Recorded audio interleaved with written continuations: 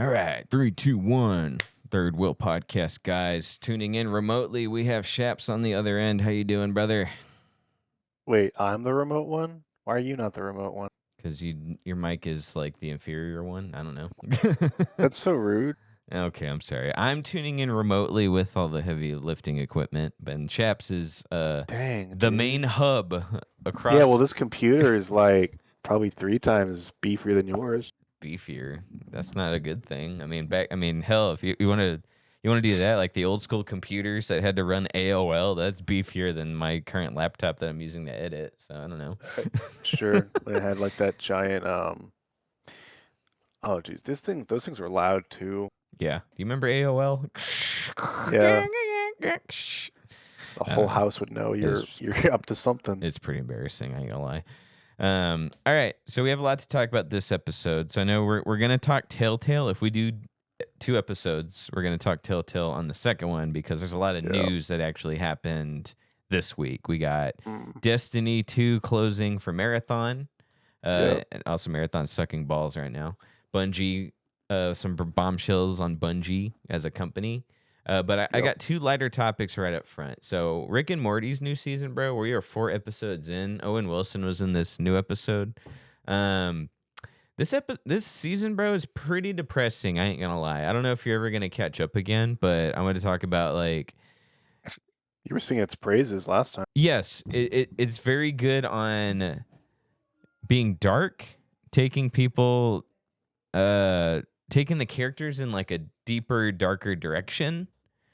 But like I'm questioning whether or not it's got a lot of replay value this season. Like it's good, it's well written. Mm, But there's only been one.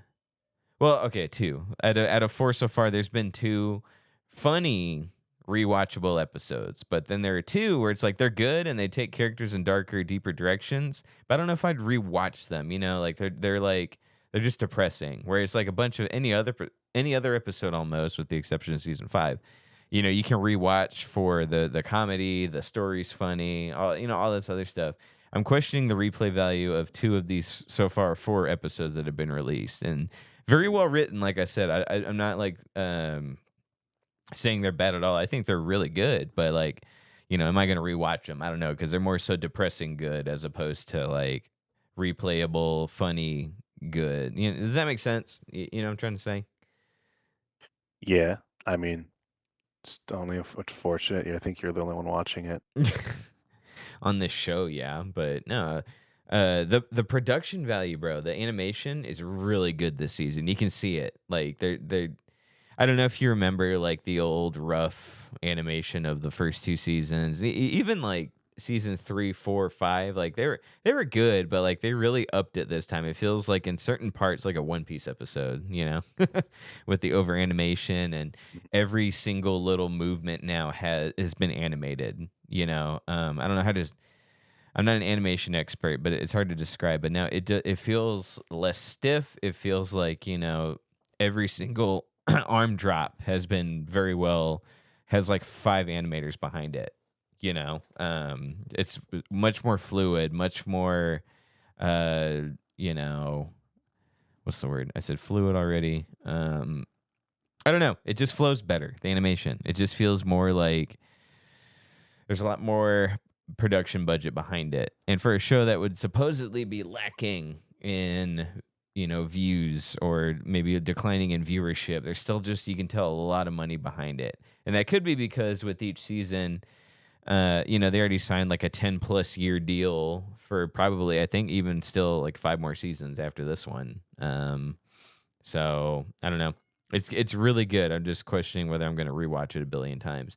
Episode 1, absolutely. Episode 3, yes, I've already rewatched those a few times, but 2 and 4, I gave 2 a rewatch. I was like, man, like I don't know if I want to watch this again. Like it's just very depressing. Not I don't know. It's pretty interesting. I like the direction it's going. I'm just kind of curious about how it's going to hold up long term, as far as like, am I going to keep rewatching it? But I still hold true to like this is probably one of the best written seasons since season 3, which is arguably peak Rick and Morty. So I don't know. I'm just kind of curious as to see where it goes. It's kind of all I had to say about that. I don't. You're not going to catch up for a while, are you? if at all. I think you should. I think you should give it a watch. Like season 6, 7, 8. Those are good. Very solid seasons. A lot of replay value. I've rewatched quite a few of those episodes. I'm glad they're back to being yearly. They took a break for stupid Rick and Morty the anime, which Oh, was I forgot that was a thing. it was terrible. And then we got the Keith David show where the president of Rick and Morty, he's getting his own show. It starts right after the season finale. So we'll get like 4 episodes of that. I don't love the president as a character, so I'm kind of curious to see where they try to go with that. All their spin-offs have been kind of low-key bad, you know? I guess I can only think of the anime. I guess the anime is the only one they've tried spin-off wise, I think. And it's Yeah. really bad critically. Well, didn't they? I'm pretty sure they played it straight. Like they didn't really do comedy, right? I didn't watch it. I haven't either. Maybe I should watch it. I know it's bad, so I don't know if I want to. Like, so I'll watch the president season. He's not my favorite character, and I actually find his episodes quite annoying. But, I like Keith David a lot. I used to hate Beth, but like it's been 9 seasons over 10 plus years of episodes, and it's like she's grown on me. Like you can't hate something that you can do whatever you want. But it's hard to hate a character who's been around this long and has had a lot of growth herself, So I don't know. By season 3, I could not stand her, but she has grown on me as time has gone on. Her clone, I thought was fun arc, and that character keeps coming back for more episodes. So I like the actress. She was in How I Met Your Mother for quite a few episodes. So I don't know. Pretty cool. Next thing I want to talk about, Masters of the Universe. Have you seen anything about the Masters of the Universe? No, I have not. So, did you see the cartoon ever, or you know the character? You've seen the meme, the music video where Sure, I've never watched it. No. Yeah, well, the movie came out live action, and it was freaking amazing, dude. I actually cannot sing the praises of this movie enough. Like, it's fun, it's funny, the action's super solid, the soundtrack's good, and as you could predict, it didn't make any money at the box office. Even Jared Leto was good in this, and somebody pointed out in an article. He laughs more times as Skeletor than he does as the Joker in the Suicide Squad movie.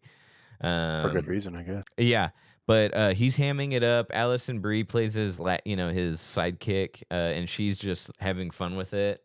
It's a really good movie. Like the CGI, even though it's overly CGI, it's not bad at all. Like it looks good. They stuck with the costume designs. They were true to the original concept art and the original cartoon. They know how to poke fun at the original source material. The trailer had the pronouns joke where he's in our world, and at his job his pronouns are he him. It says it on his nameplate. But it's other than, I know a lot of people were upset about that, but in the movie they actually play it as a joke. He works in HR, and everybody's got different colored hair, and they're overly sensitive, and he's got to sit through all these terrible meetings. But it's a really good movie, man. I really think when it hits streaming, if you can't go catch it in theaters, because I know you're busy at work, I really think you should give it a watch. I think you'd like it a lot. Like I don't know. There's something about, like, think about when you were a kid, obviously, and you would just, I don't know. Did you think a lot about, take like Narnia. Like it's like kids who live in our world, they go in a closet and now they're in this new world, and it's just like, man, that could be me. Or like it makes you fantasize like, man, I wish I could fall into a portal where I'm in a new world where I'm the hero and I can grab a sword and be king. The Masters of the Universe really taps into that for me. At least for me. I'm a grown up, but I was watching, I was like, all his powers come from him grabbing the sword, and that's where he's like, I have the power, and he turns into He-Man. And so, like, the whole movie, me and Maddie were in theaters, and we're just yelling at him, within reason. We don't want to disrupt everyone else in the theater, but we're like, grab the sword, like, grab it, like, I don't know. It's like when Popeye's about to eat its spinach, and, that's when the episode comes to a close, but, as soon as he takes it, it's over for the villains. So, I don't know. Totally solid movie, man. I really think you should give it a try. Jared Leto's good in it. We talked a lot about him these past couple of weeks on the shorts because I had a lot to say about it. This is the one role he didn't kill, and it's unfortunate again. Like it's another $100+ million budget, $200 million, I think, and it's gonna bomb again. And it made me feel bad for him because like he's good in it. Like he hams it up. It's the right amount of overacting. for Skeletor. Like, I mean, you're supposed to overact with Skeletor fighting He-Man, and He-Man's wearing Yeah. a thong, because that's his costume. Mhm. I think you should give it a watch. It's not going to make money, but this one was funded by Amazon, so they can afford a flop. But that does probably mean, unless Jeff Bezos just wants to spend money, like we're not going to get another one. I'm Sure. hoping he's secretly a closet Masters of the Universe fan to where he's just like, oh, I'm going to totally fund the next one. I think you should give it a try, bro. At least when it hits streaming, you should rent it. But I think you should go to the theaters and watch it. It's really, I had no expectations. I was not going to see it, but through like good word of mouth, I was like, oh, it's not just good, like it's super solid. And so I was like, okay, I'll go watch it, and I was not disappointed. Totally fun, funny, action packed, good character growth, good soundtrack movie. I don't know.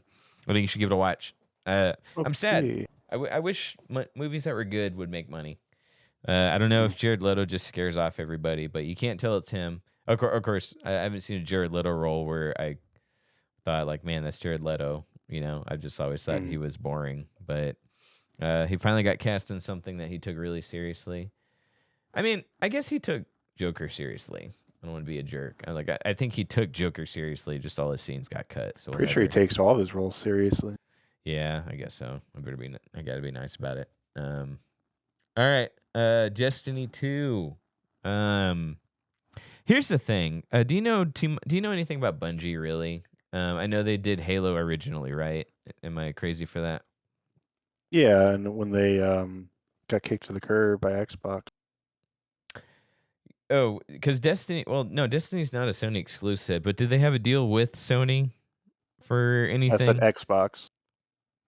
Yeah, but Sony was, I feel like, the big pusher of Destiny, but they don't have an exclusive.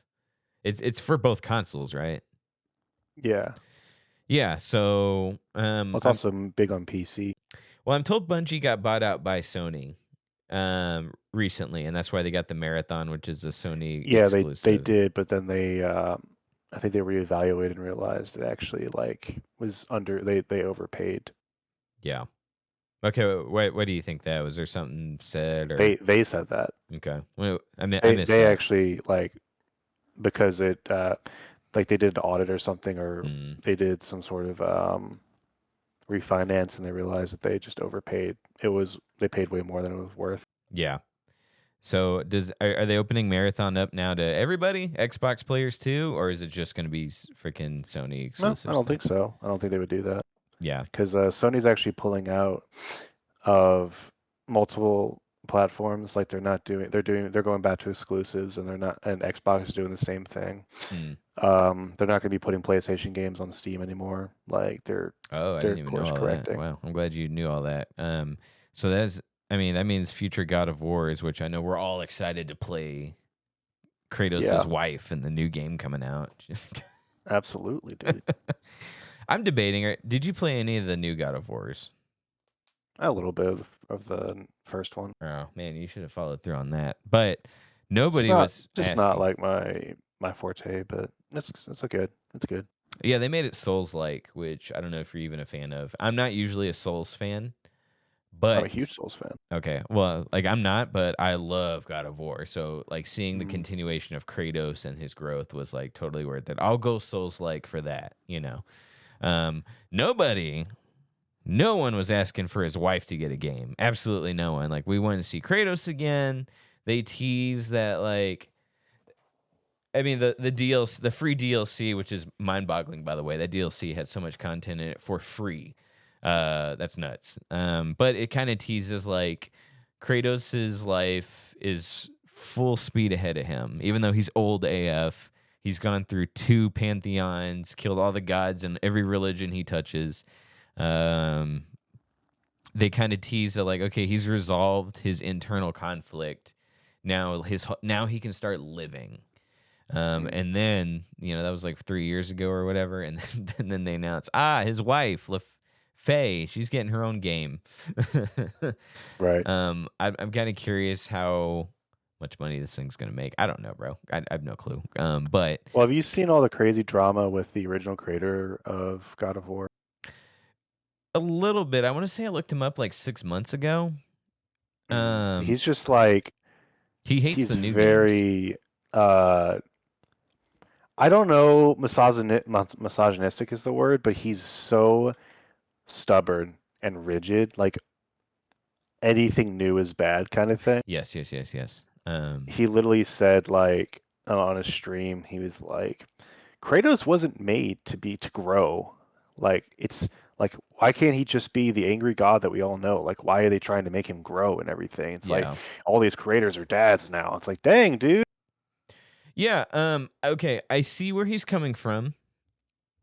I don't know. It's like when Rick and Morty ends and then they eventually revive it and then the new team decides now he's a fun-loving grandpa. Like I could see why the creator, well, okay, maybe not necessarily Justin Roiland, because of his history, right? But I guess I could see why people that are hardcore Rick fans and like love the toxicity of him would be upset. So for the creator to be like, "Oh, I created Kratos," at least obviously he's a Greek character, but I created this version of Kratos to be the big ball of anger and fury. Did you play the original games? Yeah. Yeah, so like I understand. I guess I can understand where he's He coming literally from. said like growing is bad though. Yeah, I Like know. basically he was trying to say is like thinking getting deeper with your characters is bad. And yeah, he created the character, but that's like Yeah, saying no character should ever change ever, right? sure, sure. Like, okay, Kratos is old now. He is a father. Yeah, Like, that's realistic that it would change him. yeah. Like, most people agree that's a really good change or Oh, a really good absolutely. Except him. evolution of the character. But for him to be literally like, no, he just always stayed the same forever. It's like it just shows Yeah. again rigidness. I'm just Well, like it's a that's lack of disappointing. if he truly doesn't care about making more games, if he truly doesn't care for the character coming back and telling a new story, fair enough. I disagree with it, but fair enough, right? Where's I going with that? I had a really good thought and I was gonna follow it up. Oh, but it's very limited in potential. Like if he wants to put the lid on the character, and let's just say he's just talking about Kratos. Let's pretend he's not saying why do we bother with sequels in general. Let's pretend that let's take that out of it. Mhm. Um, it's so limited if he doesn't want to continue telling a good story, if he doesn't think this character can grow and go in new directions, because technically Kratos before Atreus was already a father, but the story was he killed his wife and child Mhm. the first time. So with Atreus coming around and the potential opening up for this big advancement of like, now he doesn't just start over, but he tries not to make the same mistakes. He wants to be a different person. He wants to be a good dad. To try and say there's no story to be told after that is so limiting. Obviously Mhm. with the two new games that came out, and even this one with his wife Faye that I'm not going to play, to limit yourself or to limit the character's potential for new games, more entertainment, because like the God of War reboots were like some of my favorite games now of the past 10 years. So I don't know. It reminds me of. It just makes me think of like McDonald's. Like the original owners of McDonald's were thinking too small. They're like, this can't be what it ends up being today. They really just thought we're Oh stuck boy. with these 1, 2, or 3 locations, and that's it, right? They were so Ray Kroc comes in. And he's like, no, actually, we could turn this into the biggest American chain drive-in restaurant or drive-through restaurant, like period, across all time, and he had to fight them on that. And okay, I'm glad Ray Kroc screwed him over, to be honest with you, because of what it became. Like I love their steak, egg, and cheese bagel. If you couldn't tell, it's right here in the face. It's right here in the stomach. I love their food. But it wouldn't have happened had Ray Kroc not stepped in and screwed everyone over. So with God of War, I'm with you. It's like for him to say like, no, like the Kratos is this ball of anger. There's no room for growth. I'm Yeah. happy with. I don't even. I think he even hates the third game, and I don't even like the third game that much because Kratos Yeah. half-assedly redeemed himself. Well, it makes it also just like there's probably a good reason. It was just like that kind of. It wasn't a hey, Yeah, like I designed him to be a certain character and yeah, they took him a different direction. right. He could be like, I don't personally agree with that, but they can do their own thing. He was very much like, from a critique standpoint, Yeah. it's bad for their characters to grow. It's like Yeah. not every character has to grow. It's like, Right. well, it's like you're saying, it's so limiting. It's just like if Yeah. you would have had like a better attitude about it, maybe. But I have a feeling there's a reason he doesn't work with them anymore. And also, it just kind of makes you double guess. Like, there were a lot of themes in God of War, like the trilogy, that like there was just some like bad taste moments that were bad taste then and are kind of bad taste now. I'm not saying everything, but it very much was a game of the times. Oh yeah. Or franchise of the times, if you know what I mean. I'm and good. There's just like so much in there. I'm just like, I bet you that was all his fantasy thing. Yeah. Like, maybe not. I could be wrong, but it just feels that way. And they're remaking the trilogy. I hope they don't just. I hope that's not all it is. Like, they just want to cut out his legacy and just like get rid of all the boobies and stuff. But yeah. I have a feeling that's probably has a lot to do with it. Yeah. What's the what are the tasteless parts for you? Just the sex mini games, or that there's just like, there's a lot of like violence towards women and just kind of like yeah, lack of. Oh man, you're not saying Kratos could get canceled in 10 years for his old tweets, are you?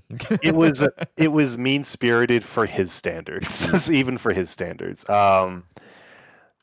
In a lot of parts, That's like obviously I don't have a list. I haven't played the games in a long time, but there's like a lot of. I don't know if I agree with you on that. Of course you don't.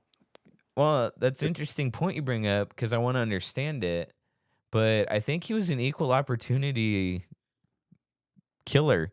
You know, like he kills Perseus, who's a guy, and then he gets to the Sisters of Fate and he beats the crap out of all. Like, I don't know. Do you remember Princess? No. Okay, so there's this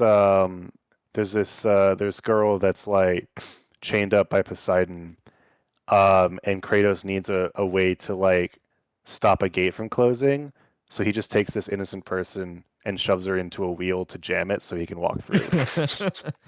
I don't remember that part. That's in God of War 3. Oh, okay, in 3. I didn't play 3. And then like there's this goddess he kills, and this was like a big controversial moment. People don't remember Princess, but there's a moment, I forgot who he killed, but there's like this goddess he kills, like he snaps her neck, and then he uses her body as like an obstacle that just like to step on and like lower platforms and stuff. Like, it's just like very weird. Like, but it's just really off-putting. That's the third one again? I don't know if that was the third one, but I know that was like, if you look up like controversial like moments, that's like the biggest one. Okay, I'll have to look that up then, because I don't. Well, that has to be the third one because I played 1 and 2 literally a billion times. I have that. I have those memorized. Those are burned into my brain. That's how many times I played them. So I know every puzzle. I know every hidden item. All that good stuff, because it's not open world. It's like it's linear enough to where you can remember where everything is, right? Yeah. So that has to be the third one. Well, now you got me wanting to play the third one. The only. Okay, well, if that's the case, then sure, mean-spirited. But I would say, just based on what you're describing, he's always done that. Like, if you remember the first one, he puts that guy in the fire puzzle, and the guy he knocks the guy down from the cage. Let me describe this because I love it. And the guy's in the cage like, oh, thank God you're here, and he's like, yeah, but we all have to make sacrifices. And the guy's like, what do you mean? And then it just cuts to you pushing him into the fire sacrifice, and the guy is begging you the whole time. You have to drag him a very long time up the ramp, and he's like pleading with you as you get closer. And then you just like light him on fire to open a door. I don't know. That's very Kratos. I think that's what I mean by definitely a game of the time. Because a lot of games were like that back then. A lot of stories were like that. Sure. Nowadays, that would be like a super emotional, long drawn out moment of like, oh my God, do I have to really do this? Like, it's very different now. Like, I don't think you can make a character like that anymore and have him be like popular. I can agree with that. I think most people kind of remember Kratos as like, oh, the guy who killed like the Navy captain at the very beginning, how cruel that was, and then like as the angry person who just brutalizes. Which it's not that can't be an interesting character. It's just like it was very much like edgy teen era of PlayStation 3. Right. You know what? Fair point. I'm kind of in the same boat as I disagree with the creator saying you can't go any further with the character, but I hear him, and so I'll hear you on that. I will say I agree with that. You know, you can't. I don't think we could do that again. No, there's no Mm. way. You're right. It is a product of the time, but I don't know with how people have been canceled for less. Well, now you got me Well, scared. Well, now you that's got why me I think scared for the remake. I think the remakes are going to be stupid because that's Yeah, probably what it's going to be. I think you're It's right. like, I was literally it's about to like say that. I think you scared me. obviously I'm not like I don't love everything in the original games. However, I do think they should be preserved, like for Yeah, what they I are. agree. In fact, that's why I own them all now. Physical copy, because now you got me scared. They're gonna delete all that. No, 100% they're going to. Yeah, Like I'm telling you, I think it's like to be basically like final nail in the coffin. yeah, They want to connect the games more, right. kind of like how they did with Last of Us. How they remade the first game. Oh my They god, want the games to connect, you're probably scaring me. more than they already have. Yeah, They we want to wipe away. I wish I knew his name, the creator. They want to wipe away his name, like, Barlog. and probably cancel Kratos. So- Yeah, because we're gonna have a scene where okay, so one of my favorites is when you go inside the Hydra's mouth and then there's the captain and all you want from him is the key. And so you pick up the captain and you're like, I'm not here for you. And you take the key and you drop him. Oh, well, so they're going to with add a that, they scene. probably won't get rid of that. But like in the new God of War, He talks about Kratos it. cancels himself. Yeah. Yes, He's like, I wish I didn't do that. I he has think an apology video. yeah. Yeah, you're right. I made a mistake. I'm Yeah. just a God of And War. it's okay. Like 500 years after the fact, he regrets it. Fine. Having a son changes you. Okay, I get it. Right. I wasn't mad about that because like he's grown, like, and he regrets some of the things he did, right? But um, you're Oh, right so though. sorry. Yeah, Well, yeah, good. finish your point. I have a point back to your whole argument about him having children Well, now before, they're but yeah. gonna add a scene where he feels bad for doing it on the spot at the end of the Oh game. yeah, He's it's gonna be like yeah. Atreus just shows up for some stupid reason, even though he can't. He'd be like, Mm-hmm. "Father." Yeah, it'd be something stupid. Anyway, all right, go ahead. No, so you mentioned, oh well, he already was a father at one point. I actually just thought he was a Spartan father, Yeah, and and did not care about the Spartans were kids. notorious for how they treated like their family, like Mm-hmm. their children, their wives, you know. Yeah, So like that kind of makes sense why he would still be like angry, rigid, like yeah, hate everyone. So that was definitely like you could almost argue like the Norse side of the culture is also what kind of what influenced him, like yeah, stronger yeah. ties to family. Well, that's how I interpreted the scene from the original 2018 demo of the new God of Mm, War, the newer series, where Atreus is looking out over the mountain and he wants to put his hand on him, but then he doesn't. mm. I interpreted that from like his Spartan heritage, where you didn't show any love toward your family. Like Oh yeah. to your point, like in the culture, like you don't. Mm. Let's forget the fact that like the priest would inspect the baby and be like, "Oh, this one has a Yep. weird birthmark. He's unfit. Toss him off a Right. cliff." Yeah. Let's ignore that. You did not show emotion to your family. You did not say I Mm. love you. You didn't say I'll see you soon. I love you. I'll be back at dinner time. You didn't do that. So Mm. that's how I interpreted the scene where he wants to touch Atreus and then he pulls his hand back was because of his Yeah. Spartan heritage. But, you can interpret that many different ways, like maybe he Mm. just That's a good idea. I like that. yeah, but it's probably interpreted now as like, oh, he just doesn't know how to express his feelings. But like, it's his culture. True Like that. you can't. So You anyway, know, do you? So I found this out. I don't know how true this is, but it's just again because of how weird of a time that was. I don't know, mid 2000s PlayStation 3 era. One of the cut endings, supposedly, double check my work. Supposedly, one of the cut endings for God of War 3 was that the Egyptian and Norse gods were supposed to show up. huh, Kratos was supposed to team up with his his Egyptian and Norse counterparts, okay, who are God of Wars. all right, They were all going to slay the pantheons together, like all the pantheons, and then that would pave the way for monotheistic godhood, and that's how Jesus would be introduced in the series. well, let me fact check you after the break because it is time to reset the camera. 1 second, guys. Yeah.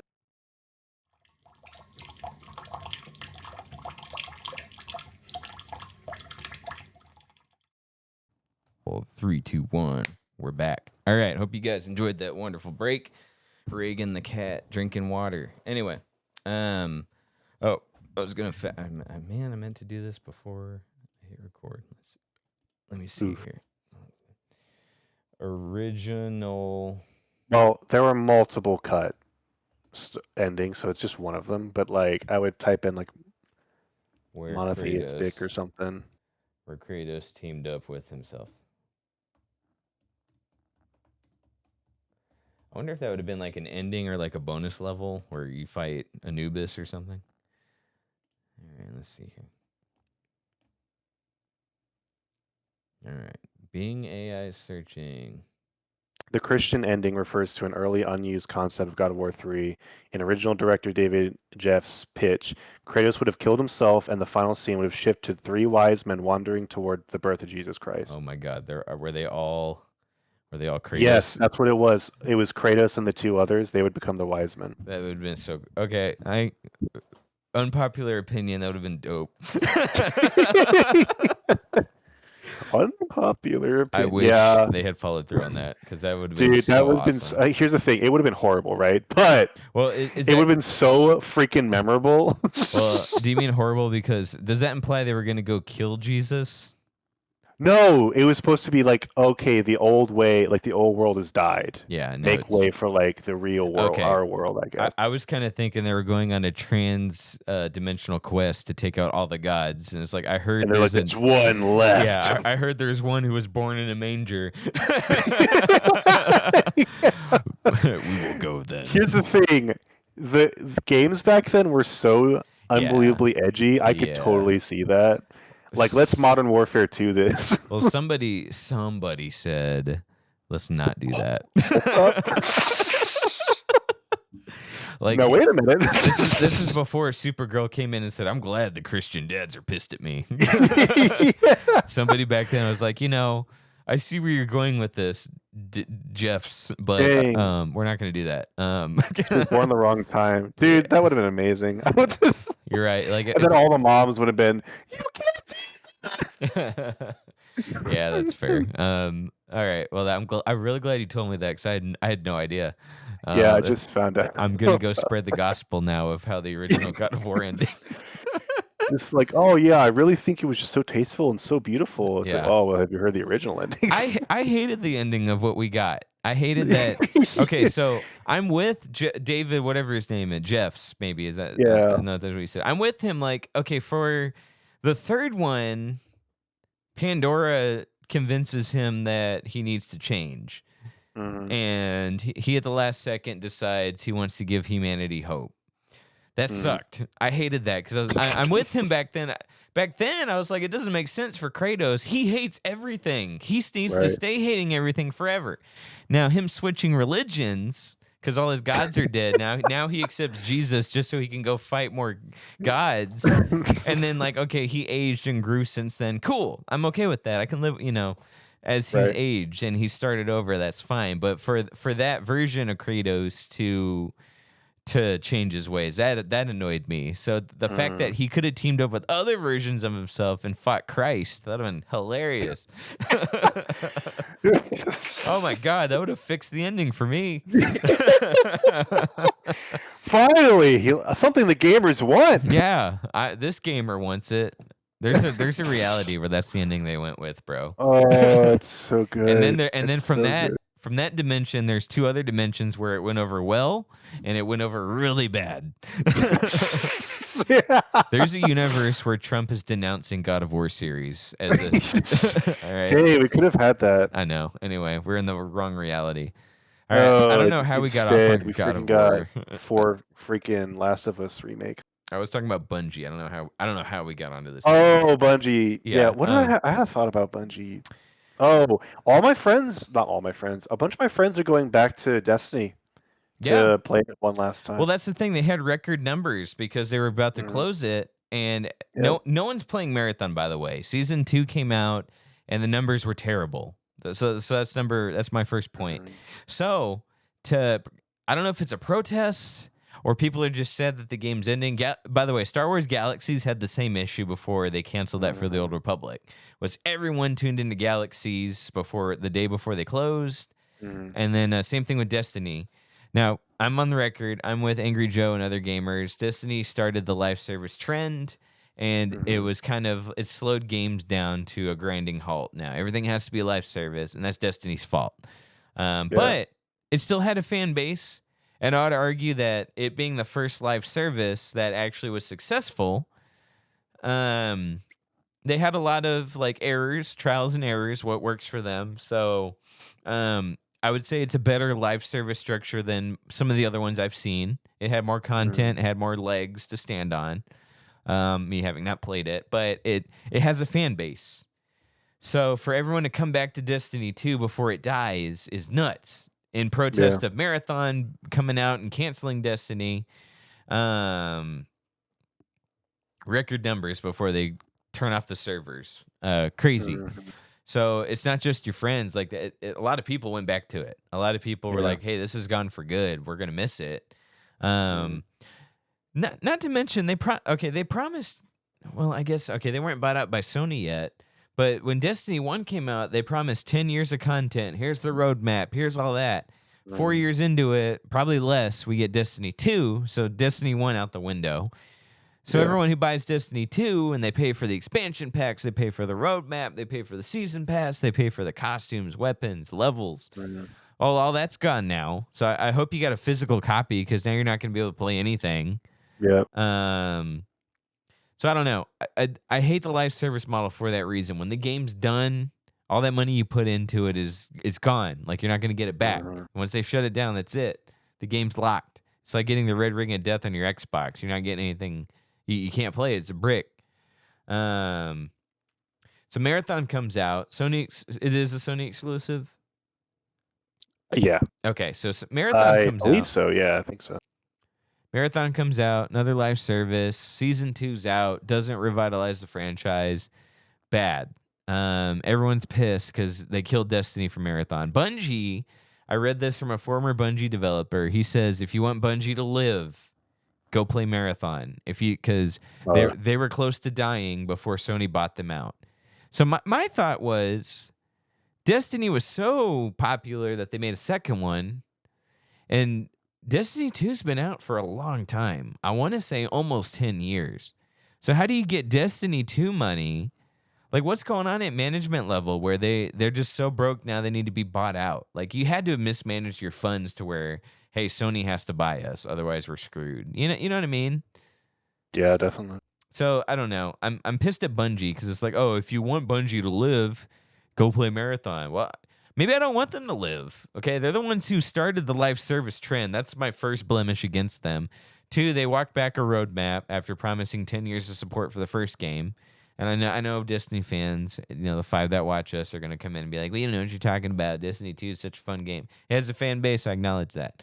I'm just saying, if Bungie F's up being the live service, the one that started a trend, got so popular that they made more than one, and it's been supported for almost 10 years. If you mess that money up, that's your fault. So maybe you don't deserve to live another game, another game cycle. Is my point, is what I'm trying to say. I don't know. I didn't play Destiny or Marathon, but I know that I'm not happy about live services. So Marathon sucking and not getting the numbers that they were hoping for is a win in my book. I think any live service that sucks and deserves to fail losing money is like a victory. It's worth celebrating. You know what I mean? Yeah. I don't know. How are you feeling? Are you just tired of live services? You just don't care? Always, brother. Yeah, but like, come on, don't you feel like just that rise in your stomach every time one of them fails? Don't you feel something? Not really. It's on. almost like, another tyrant dies in the world. It's like, cool. I mean, I didn't know him. You mean Tyrant? I don't- from Resident Evil? I don't play the live services, so I guess I'm not really that offended by them. I am. Well, okay. It's not so much that I'm offended by him because I wasn't gonna play him anyway, unless it's a mobile game. I'm addicted to mobile games.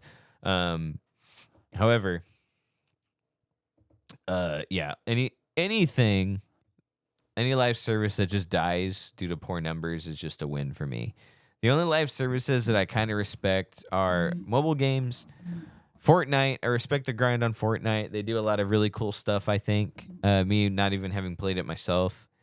I think they've done a lot of good work, and I think they've earned the numbers that they've got, unless you disagree with me on that. I'm talking about these low effort, minimal, here's a skeleton that we're going to add the organs and skin to later types of live services. When those fail, I'm just so happy.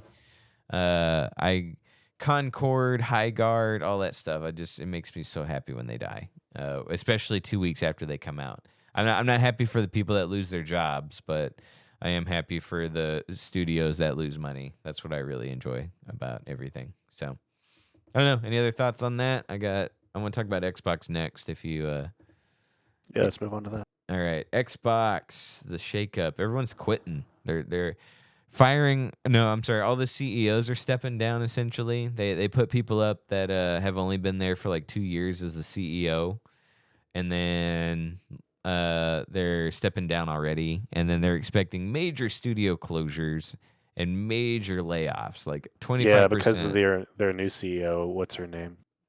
The one that's AI focused. She's like, oh yeah, we're gonna go into the future with. Is she the one that talked about no, AI? I think she's pretty much taking the opposite stance. She's more just like, actually, I kind of like the direction she's going with it. She basically walked back a lot of like, you know how Xbox was having an identity crisis for a while? Oh, yeah. She's going back. She's walking that back. Like, no, like we're gonna be console again. She's switching back to exclusivity. She tossed Game Pass, like she made it cheap again. She dropped Game Pass's price a little bit. Yeah. Which it was overinflated by the last guy. So yeah. I don't know. I actually think there's high hopes for her. You mean the last guy being Phil Spencer? Is that him? Was that the guy that raised the price? Whoever made the decision to bring the price up. I just don't remember who it was. I know Phil Spencer retired not that long ago. He's been the Xbox guy for a long time. Is that his name, Phil Spencer?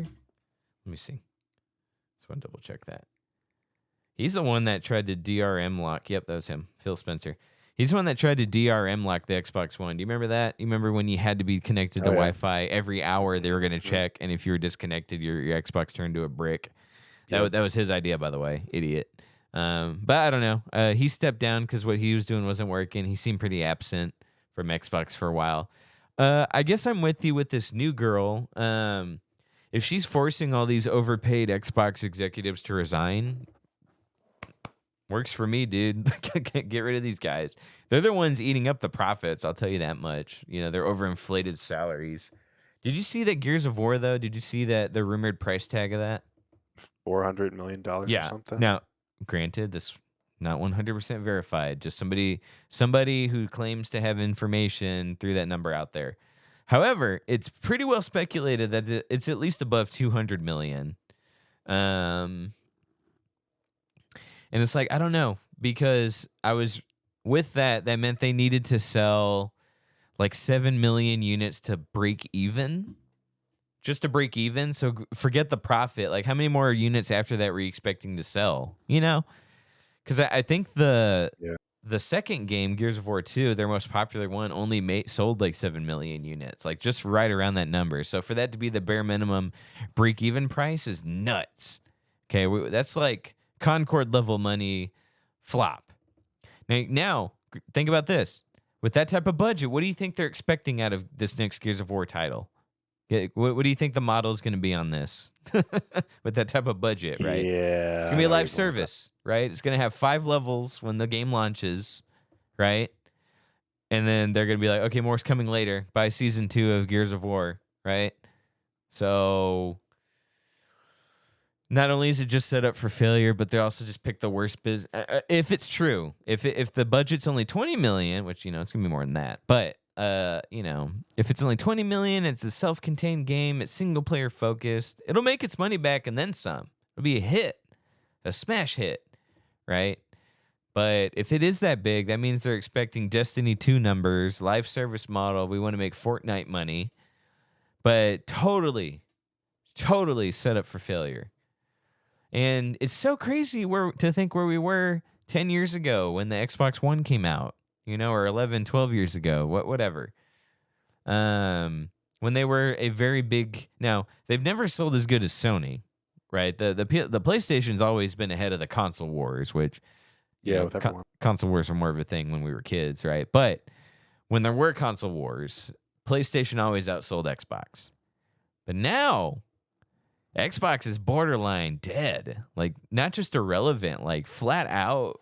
They can't even make enough consoles to keep up. If there was a high demand, chaps, like if their orders doubled, they could not keep up with it based on what I'm reading here. So we got Xbox Reset, which is the next 100 days. They released a statement. They talk about their first 100 days and how this is what we've decided after 100 days. The new CEO. Here's our plan to revive Xbox, and she gave us 5 points.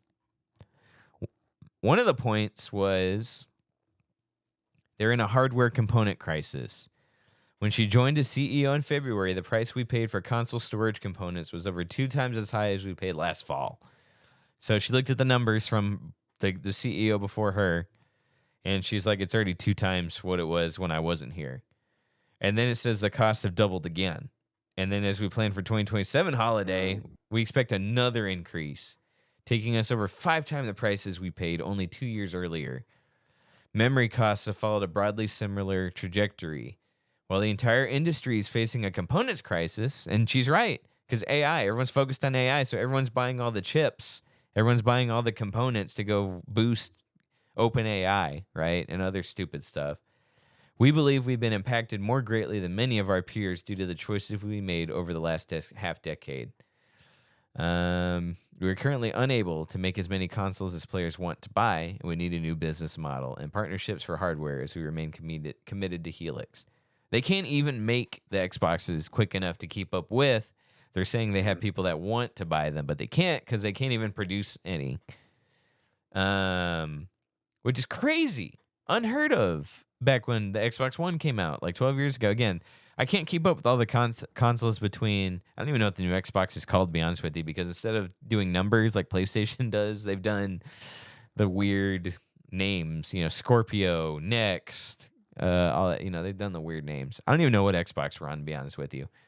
But if everyone bought one tomorrow, they could not fulfill the orders, is what she's saying, based on prices. So, I'm reading this article. I'm glad she's honest. She's not saying, she hasn't said they have to raise prices, but she's saying, one, there's a component shortage, but, if they're paying 5 times what they were paying 2 years ago, wouldn't that mean the consoles are going to have to go 5 times as expensive? You know what I mean? That's what everyone else is doing. Right. She hasn't admitted it, but that's kind of what that's kind of what they're going to have to do. So I guess to keep costs down, they're firing a lot of people and they're closing down these companies. I don't know. I'm not against it. What do you think? Does closing down these smaller game companies rub you the wrong way? Or you said you like the CEO. There's a bunch of companies that overhired during these seasons, so I think it makes total sense. I agree. I think you know your limits. You can't pay all these people. Not to mention the games they're producing kind of suck. They're not really coming out like they're supposed to. They're not producing these good games that are hits. Now, it's not all their fault, but let's say Gears of War is live service. I'll blame whoever was in charge of that decision as opposed to the developers. But, if a branch is open and they're not making money, they're not producing hit games or even good games, yeah, you got to get rid of them. I very much support that. I don't know. She's kind of doing her job. She has to come in and make these hard decisions. She has to be nobody's best friend right now. Oh, I bet you it's just it was an absolute firestorm at Xbox and she's having to just clean house. I bet you there's executives too who she's just you don't do anything. Yeah. Or you're not in this future. She's going full Doge on these people. I'm not mad at her. I'm gonna be honest with you. It's kind of just I know the internet, you look at Moist Critical and Young, yeah, I like them. I respect their journalism, but they don't understand, I don't know, they've never had to, run a business because they're self-employed through YouTube, but, I don't know, for them, they can just make a video and it makes money, but for other companies, if your product isn't making money, you have to stop making the product, They're not business owners, so it's they don't understand, if something's not working, you have to close it down. At Xbox, Microsoft is huge. It is a giant, giant corporation. So when one branch, Xbox, are like, hey, we own all these people.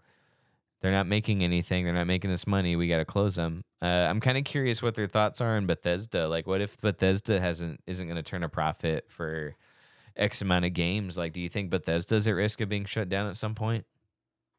No, just like how Rockstar would never be shut down. Yeah, but Rockstar didn't release Starfield. Every Rockstar game gets lapped up. But they also are subject to fail just like anyone else is. But however, I don't know. The brand alone is what keeps it afloat. Look how Bungie survived this long. Yeah. Like, you know what I mean? Name. Like, the name alone That's true. does wonders. Like, Treyarch, Activision, even though they can put out absolute stinkers like Call of Duty, Black Ops 6 or whatever, they could just come back. It's the name that just always comes back, you know? Like, that's fair. There are some companies, you know, like, that will, like, one bad game will send them under, but, like, look at CD Projekt Red. They, because of their good graces with, like, The Witcher, yeah, that's what kept them after Cyberpunk, and then they came back and then they redid Cyberpunk. So it's like, yeah, no, I don't think Bethesda's going to go anywhere because it's just too profitable a name. Yeah. They might restructure, but no, they're not going to take it down. I mean, hell, the Fallout TV series did really well. Remember how much money they freaking paid for Bethesda? Yeah. It was an acquisition for a lot of things, but that was the big one. Like, what about firing Todd Howard though? Do you think they're above that? Will they? No, they'll never. That would be too. I think that'd be too controversial. That's fair. That's fair. I don't like Todd Howard, as very well documented. I mean, if someone would have canceled me over those tweets, they would definitely have a plethora library of stuff to draw from. But will they ever fire him? Probably not, even though he keeps stomping on the New Vegas name every chance he gets. But did you see, unrelated, did you see that there was like a weird confirmation that a New Vegas remake is on the way? I don't believe it. Yeah, I'm pretty sure I talked about that. It's that or Fallout 3 more likely. More likely. If it needs a Bethesda name. It didn't, you know. It's probably going to be Fallout 3 remake or remaster, kind of like what they did with Oblivion. Bethesda's not making it though. Oh, did they outsource it? Probably. Yeah, just like Oblivion. Okay. Yeah, I didn't pay attention to who developed Oblivion. But anyway, well, we got a few minutes left. Do you want to? We never talked on the show about my review of Cyberpunk. Do you think we could do that in 8 minutes? Sure. All right. Goodbye, Xbox. Farewell. Hope in 100 days your whole models turn around. All right. I beat Cyberpunk. I played the whole game, and I nearly, gosh dang near, 100%ed it. By the way, I'm gonna throw that out there. Almost 100%ed it. I did all the NCPD missions to level up. I found all the I missed one tarot card because it has to do with the ending. So if you do one ending, you get the tarot card. If you do the other ending, you get a tarot card. So I missed one. Before y'all try to call me out for lying. I missed one tarot card. I'm not going to play it again to get the other one. I don't care enough. It didn't hook me as much as everyone said it would. Good game. Very good game. The gameplay, like, really good. You know, I was entertained most of the way through. But the story never, like, oh man, this is like one of the greatest stories ever told. And that's what was sold to me from everybody, not just you, Shaps. Like, everybody said, no. The story for Cyberpunk, amazing. You have to play it. Like, it is a must play for that reason. The hook never set for me on that. Where, like, the story is like, oh man, this is where it got really good. This is where I can say, now I'm invested. I kept waiting for that scene. Like, there's the scene where you're sitting on the bench and Johnny Silverhand, Keanu Reeves, tells you, this is what I want. This is why I'm in your body. This is what I will fight tooth and nail to achieve. He gave that speech, and I was still just like, eh. You didn't cry. No. And I'm disappointed because I really was waiting for, okay, this story is going to blow my mind. Because that's what everyone said. Everyone said, like, the story.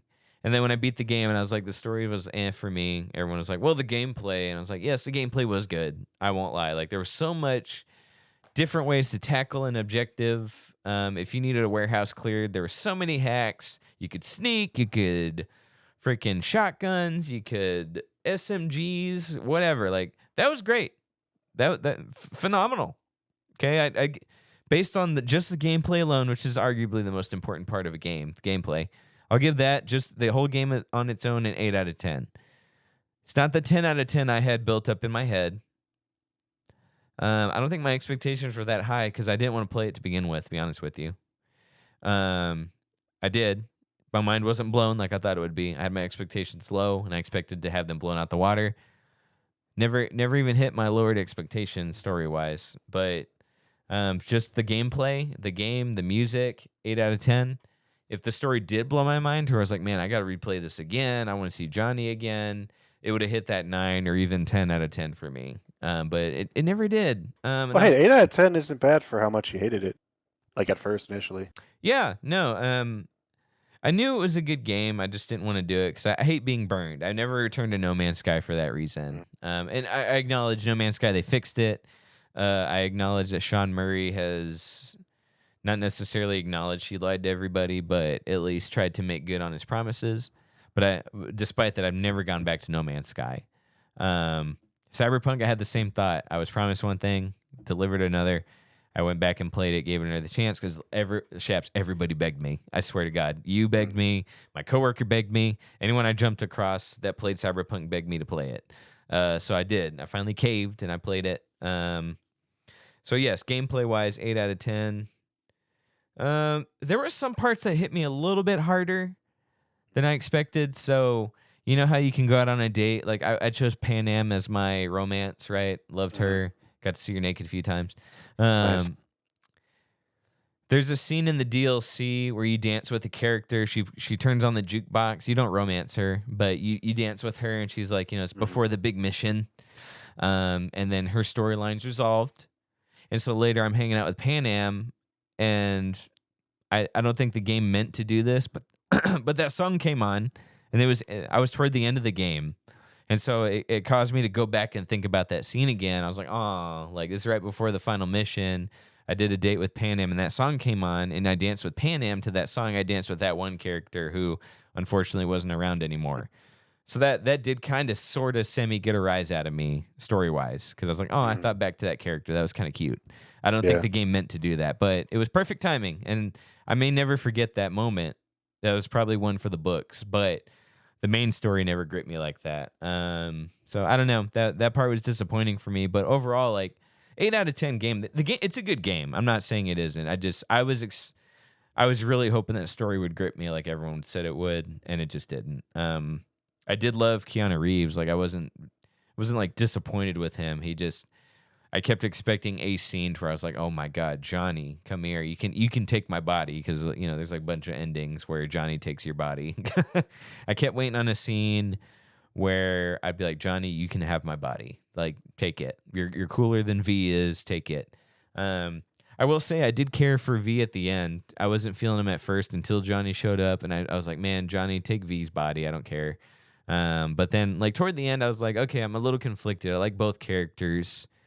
I'm not sure. Yeah. I guess I like V enough to where V keeps his body, and that's the ending I went with. He keeps his body, and he does a raid on the moon, and then a character who's definitely not the elusive man and definitely won't show up for future games gives you a mission that potentially could end V's life, but it's ambiguous. He might not have found a cure, but he went on a heist that he just wanted to leave a name for himself. Bittersweet. You said that was the most boring ending, but I was like, good enough. I don't care. I didn't care enough to go look at the other endings. Maybe I should, but I didn't care, man. I was glad to be done, so I could now I can start Baldur's Gate 3. So maybe another week I'll start that game. So I don't know. You have any thoughts toward what I just said about Cyberpunk? We got a few minutes. Yeah, I'm just glad you gave it a chance because I think they did well enough to where they at least deserved it. I actually really got invested with the story, even more than the gameplay. I think it's like because we've seen the whole something's taken over my body trope before, Sure. and they have to learn to learn how to live together. But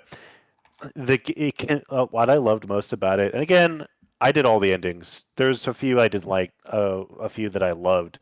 Definitively, I'm like this is the canon one, but it commits wholeheartedly to the idea of like living your life and then also having someone who like feels like they were cut too short, you know? Yeah. But it's like both perspective, you know, both characters, you know, their lives were cut too short. Yeah. And it's them both kind of figuring out what actually matters to them. But it's a lot deeper than that. But just Yeah, for sure. their you know, like their friends and how, you know, much that matters to them, and like it was very it wasn't as much as like a, oh, you're gonna change the world, Johnny. Yeah. Like it wasn't that. It was very much, it stuck to just the characters and what motivates them. It's just like, I don't know, at the end I was like, man, like that was just kind of moving. And I love the music, you know, like, and Yeah. the end credits is like really ominous, like Right. basically it again. The ending that Caleb got is the one I'm like, that's probably like the The worst ending I could have gotten if I was trying to get blown away by the story. oh, no, it's more no, because if you don't feel this way about the game, then you probably wouldn't, it wouldn't change your mind. However, I will say that is probably like the one that like tonally doesn't make sense to what I was saying. Yeah. The rest of the endings are very much like acceptance. Right, because Like, the one I got, he says bye to everybody, and you're talking about how you treat your friends and leaving an impact, and like that one was the most like, dude, I'm just turning my brain off until I die ending. you pretty much are just like, oh, there might be hope, there might be a cure. You know, like it lives off on like too much of a high note. The other endings are more like, I no, disagree. someone dies. Yeah, Well, you got the one where he is on the moon, right? He goes to space and he's like, yeah, but there's no cure. yeah, He basically chooses to be a workaholic. He tells mm, Panam, "I'm not going with you."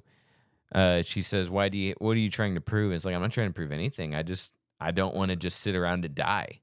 I don't want to run away for a fantasy life where, see, now everyone in the comments who watches this are going to be like, dude, how do you say it's not that deep? And you're just describing a very deep ending.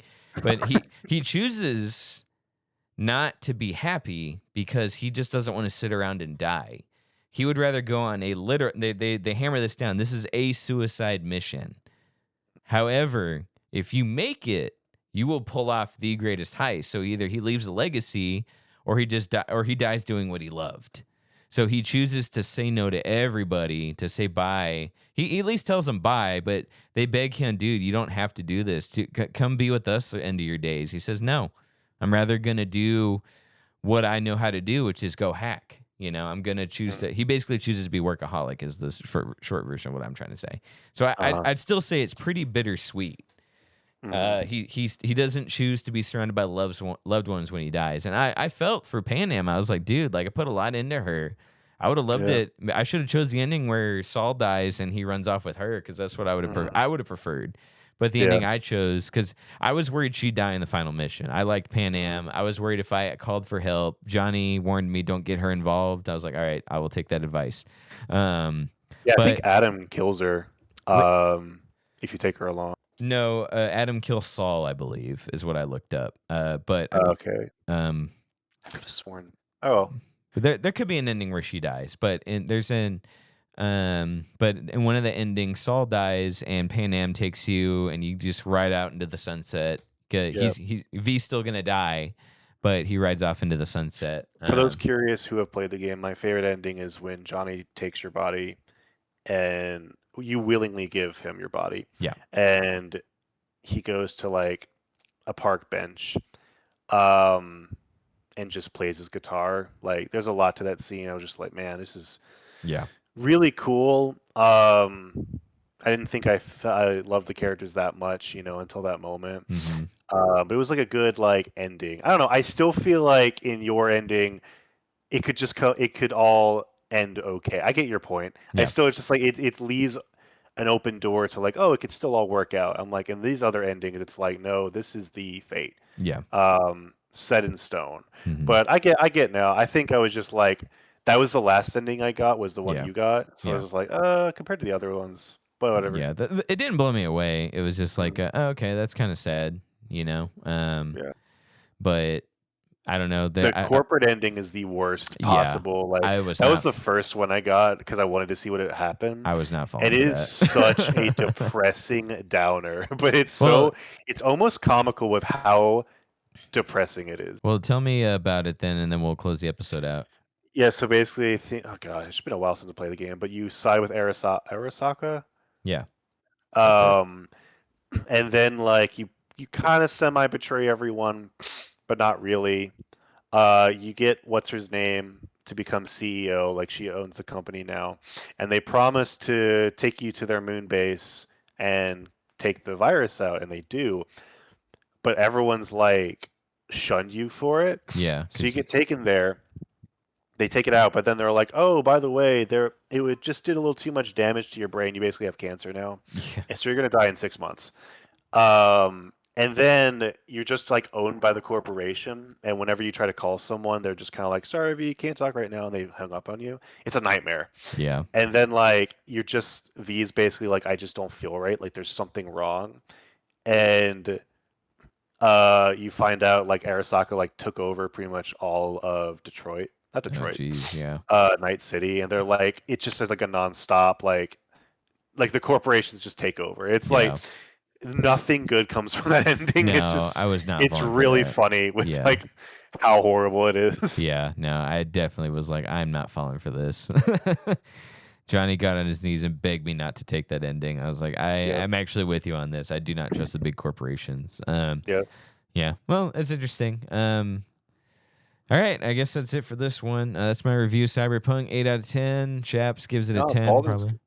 No. I give it a 8.5. But Baldur's Gate 3, dude, you're gonna love it. All right. You said that about this one. No, I'm just kidding. I know I am.